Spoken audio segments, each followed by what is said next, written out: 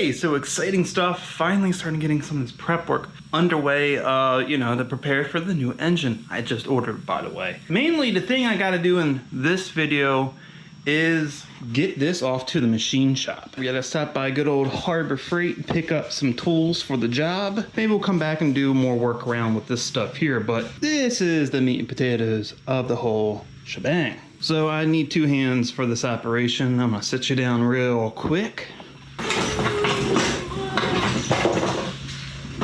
Okay. I forgot how to get this ground off. Forgot to take it off. It goes to the bottom of the cylinder head here. Alright, cool. Down here like that. Grand. Now I gotta get this in the car. You know, never underestimate the usefulness of having cardboard. Like, cardboard's just one of those things where you never know when you're gonna need it, but when you have it, it is the most useful thing in the world. That's why I saved all the boxes from this Harbor Freight stuff, because I knew I was gonna be using it. Oh, I guess they don't need to have the temperature sensor in there either. Maybe I can get that out real quick too. There we go. Man, getting more work done in this video than I thought I was gonna be. Look at me go. Okay, I think that's it. I don't think there's anything else on there that doesn't need to be. Let's go ahead and pop this open. Yeah, that looking nice. Alrighty then. Yeah, you could just ride in here. There you go. That way you can see up my nose and all that.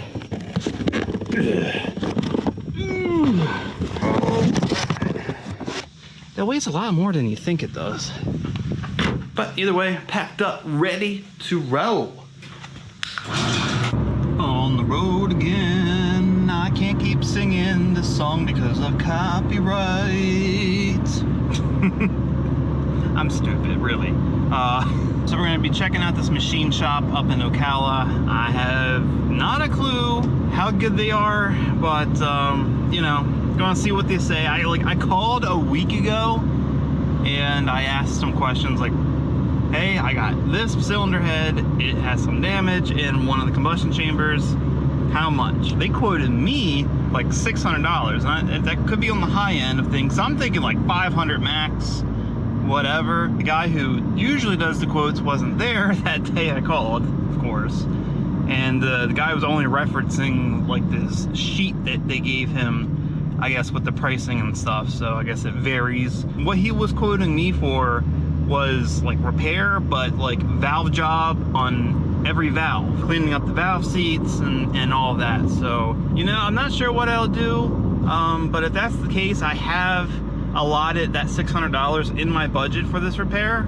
So if it's less, then great. If it's more, then crap. We'll see here very soon. So we're on our way up here to this shop, and I'm gonna get up here, and once we get here, we'll see what happens. According to Google, it should be right in here, I guess, somewhere. Oh yeah, TLC Automotive, sure enough, here we are. I guess let me go ahead and get in here and see what they gotta say. I'll update you when I get an answer. Well, things didn't quite go the way I had thought they would today. The machine shop didn't quite work out because guy came out, looked at it, told him it was a, you know, 4-cylinder Ford Ecoboost 2.3, saw the damage in the cylinder head, and he was like 700. I'm like, squeeze me 700? Whoa, what? Like I was saying, when I talked to someone last week and they said 600, I thought even that was high. Now 700 completely just, I don't know. I don't get this stuff done often, and I don't do this kind of work.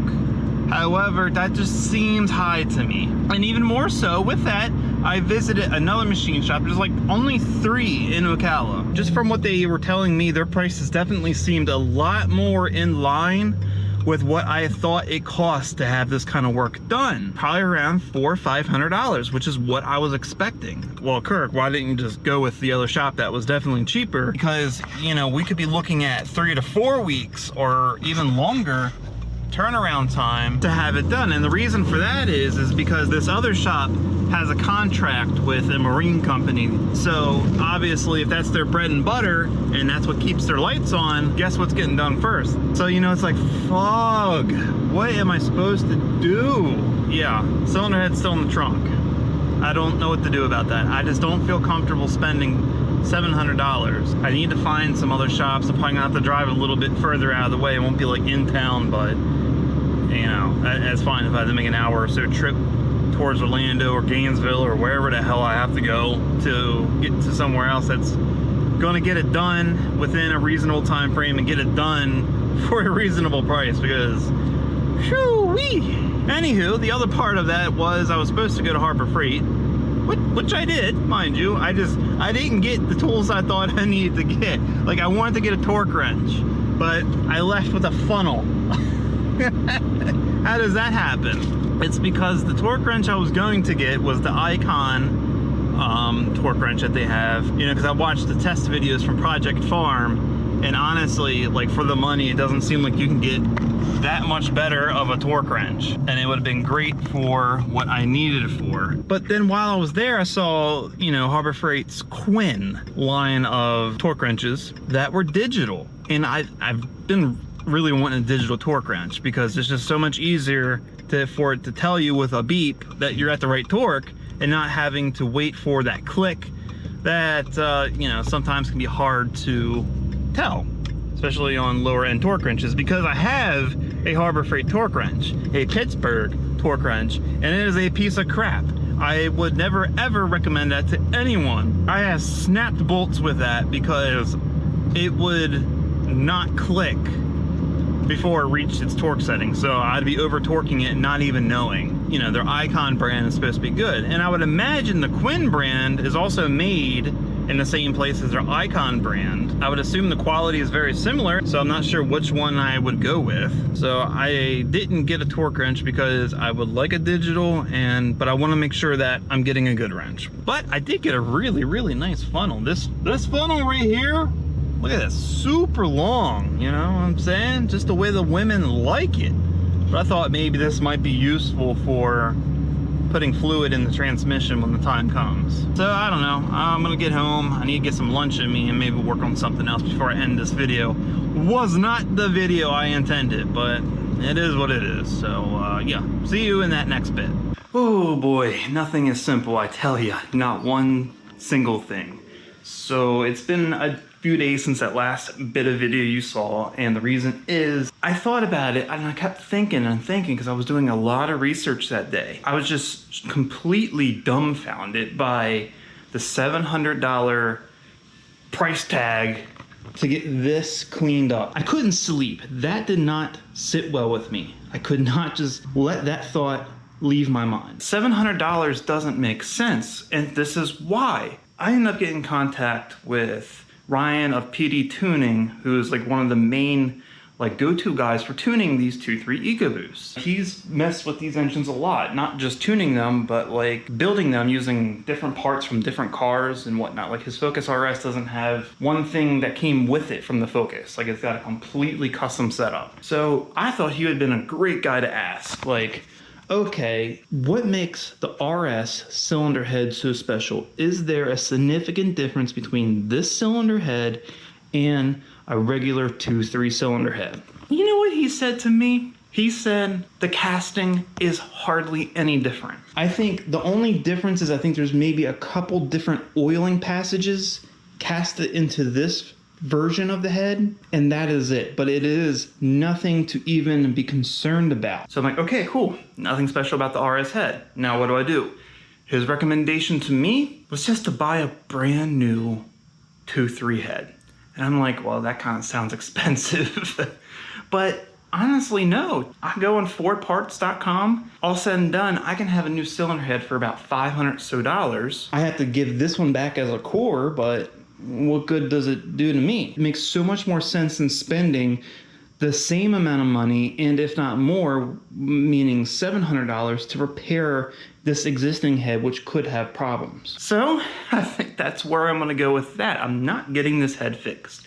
Does not make any sense. Every RS part will be pretty much gone except these. The camshafts, I was pretty positive there was a difference between the camshafts you get in the RS or HPP cars versus the camshafts you get in a normal 2.3 Ecoboost. And after some research, I think I actually can prove that these are indeed different. In my comments, someone had asked if these cams were the same as the Ford performance cams for the Ecoboost. And I thought that was actually a good question because I know Ford sells the HPP turbo as the Ford performance turbo upgrade for the Ecoboost cars. I figured, yeah, maybe that would be exactly the same for the camshafts. So I went and looked up the product and I saw the specs for the lift on the cam lobes. On the Ford performance camshaft, the exhaust cam lift is 7.8 millimeters up from 7.4 on the normal Ecoboost cams. And then the intake cam was up to 9 millimeters of total lift from 7.9. So it's got over a millimeter more lift on the intake cam and then less than half a millimeter difference on the exhaust. But there are some big differences. So I went ahead and took my trusty Harbor Freight micrometer here and I measured the lobes on both cams here, and what I've come to find out is no, these are not the same as the Ford performance cams. So are these just regular Ecoboost cams? Also no. They're actually in the middle of regular 2.3 cams and Ford performance cams. The intake cam is 8.5 millimeters on the lift, whereas the stock is 7.9 and the Ford performance cam is 9 millimeters. So it's like right there in the middle at 8.5 millimeters of lift. And the exhaust cam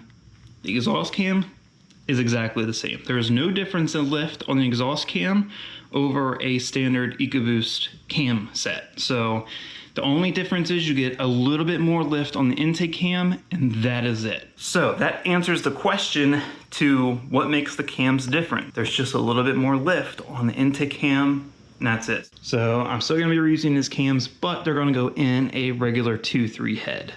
Now, I often wondered if they make these, which is cam bucket that pushes on the top of the spring, I wonder if they make these in like different thicknesses to get more lift. You know, it kind of acts like a rocker arm, you know, when your rocker ratio, how much it pivots. You know, I wonder if you can get buckets that are thicker to get more lift, because if I know the differences between these cams on the lift and the Ford performance cams, could essentially get buckets that make up that difference in lift and have the same lift on these cams. So, and I'm sure a set of these would be a whole lot cheaper than a set of cams. So I figured I would finish up this video here so I can get moving on with the next steps of this.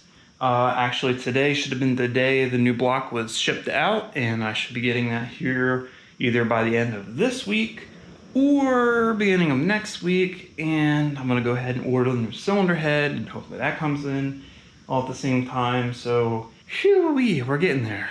Slowly coming together. But we have a lot more work to do, and it seems like a lot less time to do it now. So, and actually I'm waiting until this weekend for Labor Day, hoping that there's some decent sales at Harbor Freight.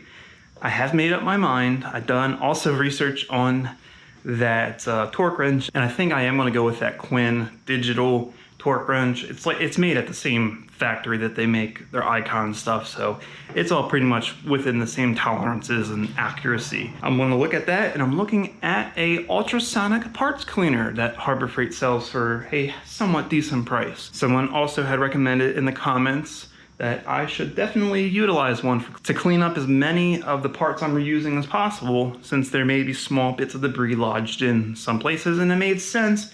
Thank you for those recommendations. It does help, because a lot of this I've never done, and sometimes a little bit of insight goes a long way. So I'm gonna try to pick that up too, which, yes, it adds to the budget, but you know, I'd feel better cleaning a lot of these things, like these smaller parts, like the oil filter adapter thing, you know, timing chain, the guides and all that I'm reusing. That will save money on having to rebuy all these parts over again, and I'll have that machine for future projects. So I'm just waiting till this weekend to see what comes out, and I'll be picking those tools up then. So those are gonna be some of the next videos you'll be seeing, and yeah, I think that's gonna wrap it up here for this video. If you liked the video, please give it a thumbs up, share it with everyone you know. If you want to see more content like this and you haven't already, go ahead, subscribe to the channel, keep a lookout for the next Karz Kreated video.